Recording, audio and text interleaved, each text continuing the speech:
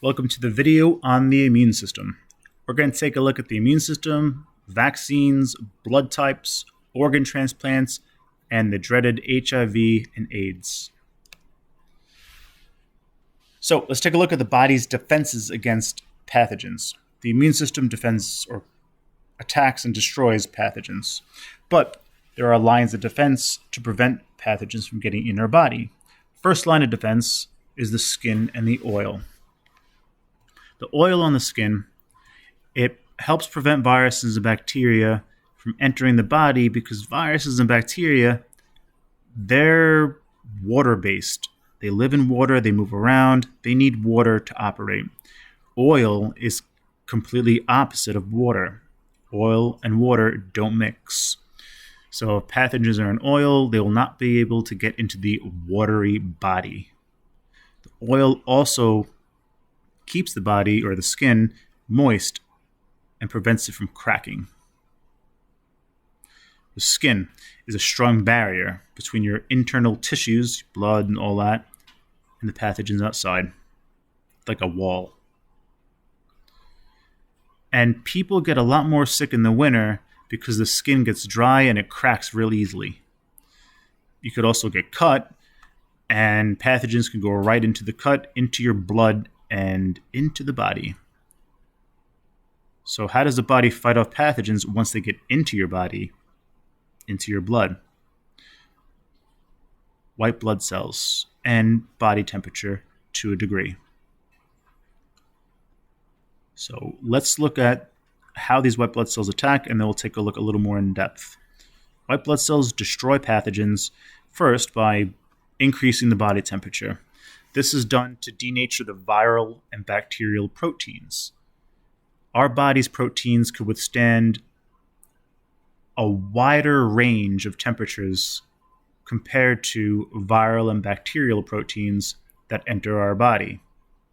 So if our temperature goes up to 101, 102, the viral or bacterial proteins will begin to denature, lose their shape, lose their function, and those viruses and bacteria will be destroyed. Our bodies can get carried away, however, and if we get a temperature of 104, 105, that could put our proteins in danger because they could start to denature. There is a limit to how high our temperature can go, or should go, let's just say.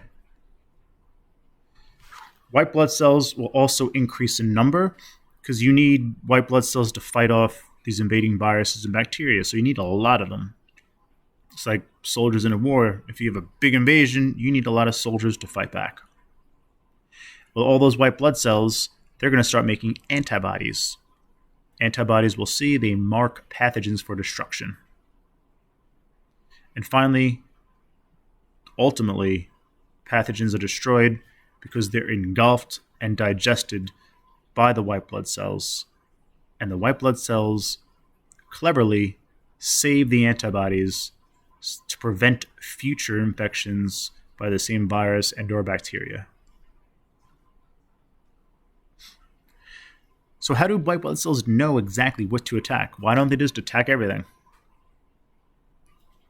White blood cells are in the body and they love to investigate, specifically the dendritic cells. They'll go over to something that has a protein on it, and if it doesn't recognize the shape of the protein, the white blood cell will mark that protein as an antigen. It will declare it a foreign-shaped protein that's in the body. We have to attack this. So unrecognized shaped proteins with a foreign shape, will cause the white blood cells to initiate an immune response. Antigens are generally found on pathogens, a foreign substance in the body that cause disease, like viruses and bacteria. And antigens, they're not just on viruses and bacteria. You could also find antigens, any protein with a shape unknown to your body. You find them in red blood cells, on organs and tissues, usually from organ donations, but sometimes your body could attack its own organs and tissues. That's called an autoimmune disease. And antigens, for some people, could be found in common everyday substances like peanuts, shellfish, cat dander. So what does a white blood cell do now? Once it identifies, hey, this protein does not belong in the body, it has a shape that I don't know. Once it identifies an antigen, the white blood cells will start making antibodies. And antibodies will have a very highly specific shape. The shape of the antibody will match perfectly or complement perfectly the shape of the antigen.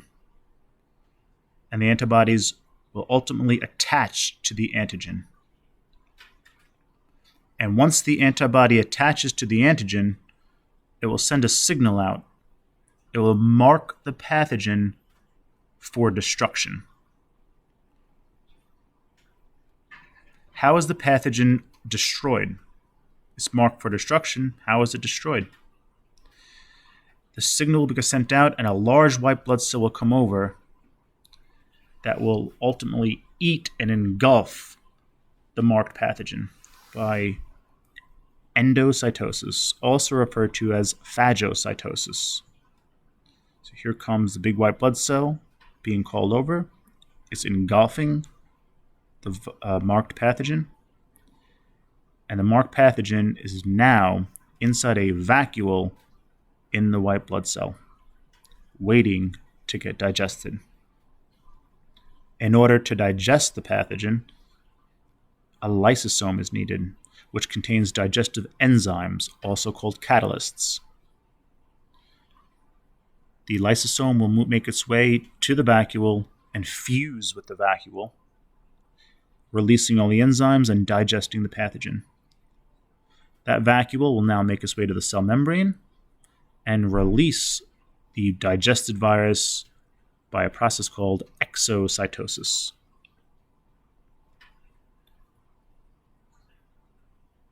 If that same virus decides to come back in the body and pull a fast one on you, the antibodies are saved. Since the antibodies are saved, the same exact virus cannot hurt you again. Because the virus, if it comes in, those antibodies will attach to it right away, send a signal out, and get engulfed before it can make you sick. You are immune to this specific virus. You are immune to the specific version of that virus. You can still get, say, if you get a cold version A, you can 2 weeks later get cold version B. And then 2 weeks after that, you can get cold version C. So you can still get different versions of a virus.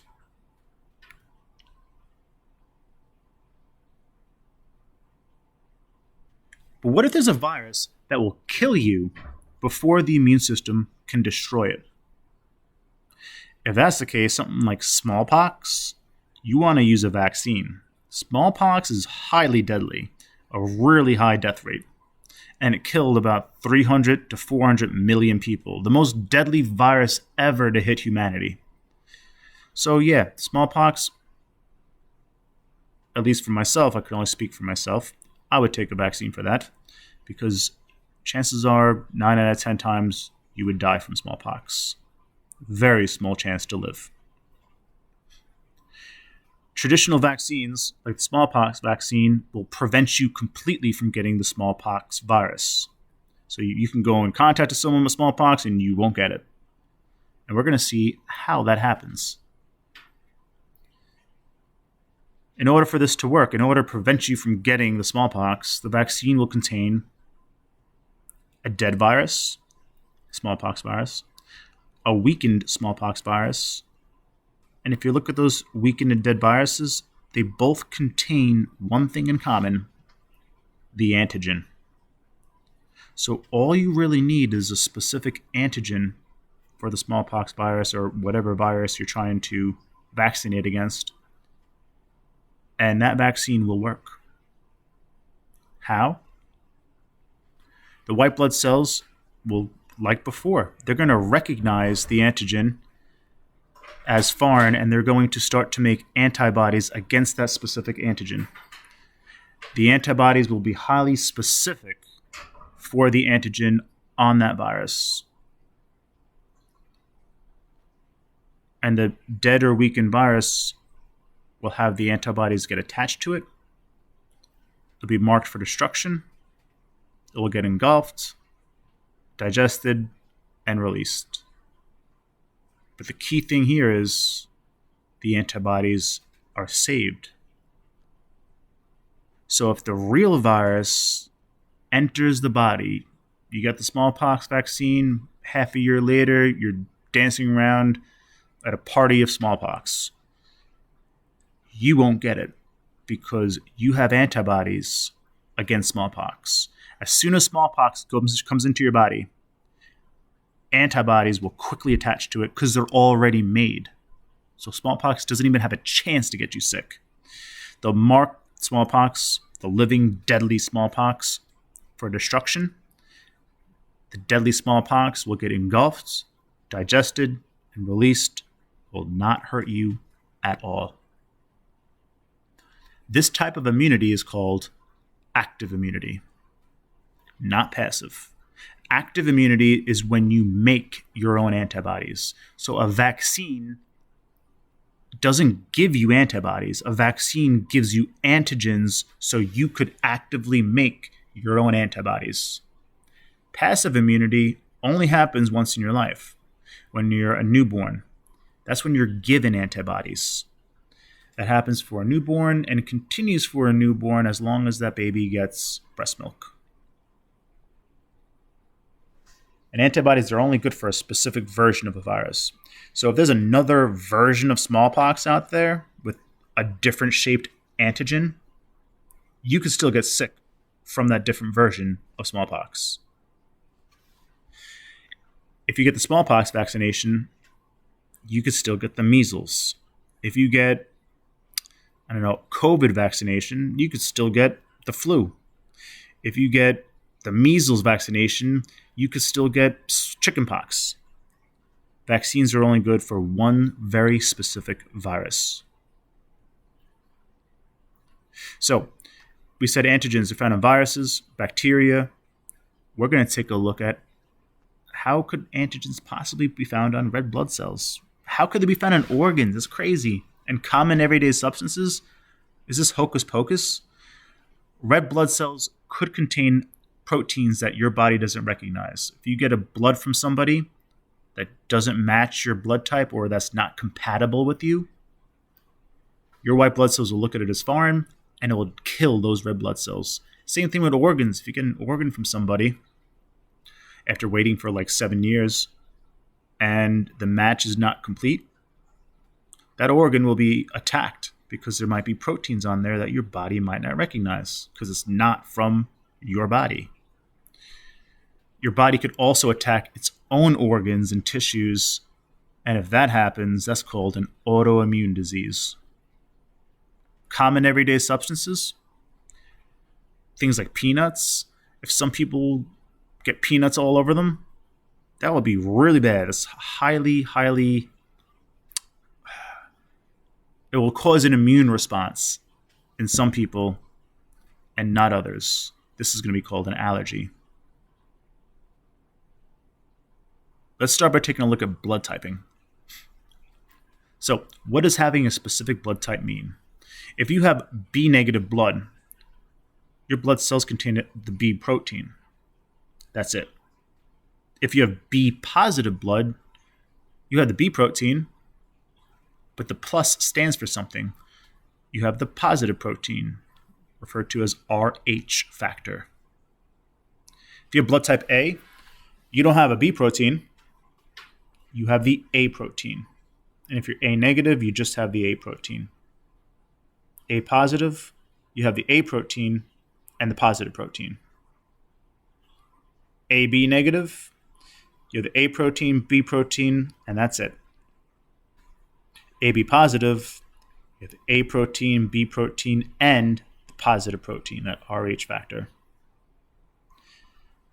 If you are O negative, that's all you are. You have no possible proteins that could be antigens. You have no proteins on your red blood cells. If you're O positive, you have the positive protein, that Rh protein.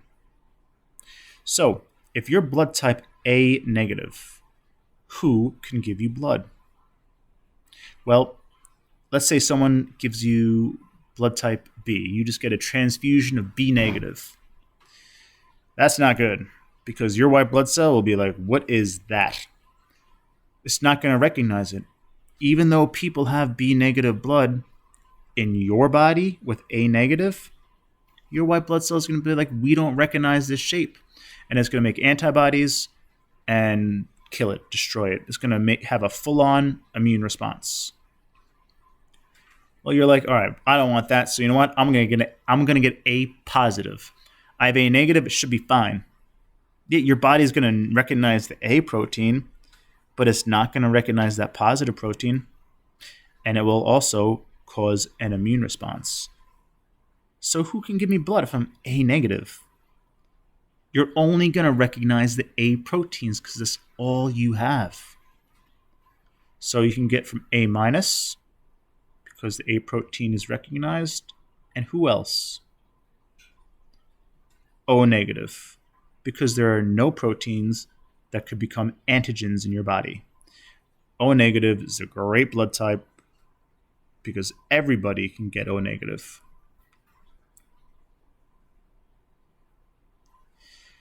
What if you're blood type B? B positive. Good motto, B positive. If you're B positive, you'll recognize the B proteins and the positive proteins, but you will not recognize A proteins. So you can get from B negative, you'll recognize the B. You can get B positive, you'll recognize the B and the positive. O negative, not much to recognize, there's no proteins. O positive, you'll recognize the positive protein. So you can get all four of those blood types, but nothing with an A. What if you're AB negative? You'll recognize A proteins, you'll recognize B proteins, but you will not recognize positive proteins. So anything that's positive, no good. So you can get B negative, A negative, AB negative, and O negative. Not bad. What if you're O negative? Well, if you need blood and you're O negative, you have no proteins on your red blood cell, meaning your white blood cells are used to not recognizing any proteins on your blood cells. So you could only get O negative because you don't recognize A, B, or the positive proteins. This is known as the universal donor. You can give it to anybody because O negative has no proteins that could be antigens in someone's body. If you're AB positive, you're going to recognize A proteins, B proteins, and positive proteins. You could get anything. B negative, B positive, A negative, A positive, AB negative, AB positive, and of course, O negative and O positive. You can get from anybody. You can go up to someone on the street and be like, hey, I need your blood. Not a good thing to do because there's diseases as well, and probably not a moral thing to do. You gotta show some respect to people. You can't just demand their blood. But since you can get from anybody, you are known as the universal recipient because there are no proteins on red blood cells your body won't recognize. So if you get an organ transplant, much the same has to happen. Proteins and blood types are compared. And to make sure an organ is not rejected, all the proteins and all the blood types, they're matched as best as possible. And drugs are also given to keep the immune system suppressed. These are referred to as immunosuppressant drugs. They suppressant, your immune system. The word immunosuppressant. This helps prevent organ rejection. It helps prevent the recipient's white blood cells from attacking the donated organ. which are so valuable and hard to come by. People wait years for them. And if you wait 7 years for an organ, you better make sure that that organ matches, because you might not have another 7 years to wait. What about peanuts, cat dander, and shrimp? These are common everyday substances, normally harmless, but they have proteins that could be attacked by white blood cells if they're not recognized. So let's put some peanut proteins in the body, usually in the throat. You swallow peanuts. But let's say the white blood cells don't recognize the peanut proteins. The peanut protein will be looked at as an antigen, and the immune response will develop. This is an allergy, an immune response to a common everyday substance that's usually harmless. If the peanut proteins touch the skin, the area in the skin will be red and will swell, become itchy. If the peanuts touch the inside of the throat, where they usually go, the throat will swell and close. This will kill someone allergic to, in this case, peanuts. This is a really bad allergic reaction and causes death if you don't have an EpiPen available, epinephrine. Finally, HIV and AIDS. What is HIV? It's called the human immunodeficiency virus. It causes you to have a deficient immune system. It attacks your white blood cells and uses them as hosts for reproduction, ultimately giving you little to no white blood cells and giving you a condition called AIDS. That's acquired immunodeficiency syndrome, where you have little to no white blood cells. Therefore, you won't be able to kill pathogens. You could die from something as simple as a cold or a scratch if that gets infected, or a stomach virus. You throw up, that might be the last time you throw up. It's a really terrible disease. But unfortunately, there's no cure for HIV, but there are treatments, and you could live a long life with these treatments. So a lot of pills to take every day. And there's a preventative medicine in the works, which will hopefully or supposedly make people resistant to HIV, causing certain proteins not to be made on white blood cells, preventing HIV from attaching to the receptors and entering the body. That's referred to as a receptor-induced endocytosis. This concludes the video.